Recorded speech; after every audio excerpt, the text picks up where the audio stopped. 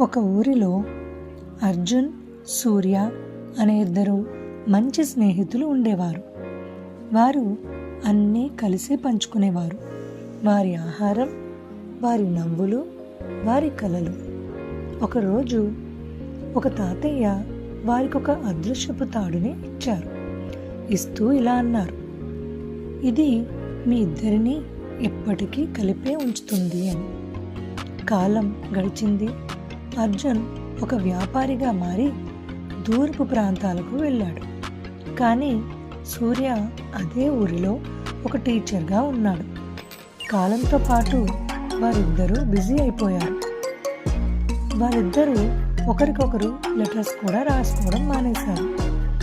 ఒక రాత్రి అర్జున్ ఒక కలలో ఆ తాడుని పలచబడిపోతున్నట్టుగా చూశాడు.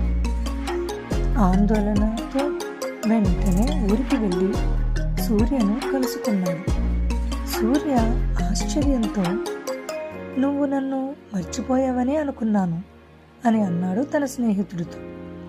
అర్జున్ చిరునవ్వుతో చెప్పాడు, తాడు ఎప్పుడూ ఉంది, మనం దాన్ని పట్టుకోగలగాలి అని అన్నాడు సూర్యతో. ఇందులో నీతి ఏమిటంటే, నిజమైన స్నేహం ఎప్పటికీ నశించదు, దాన్ని పోషించడం అవసరం. ఈ కథ మీకు నచ్చిందని అనుకుంటున్నాను.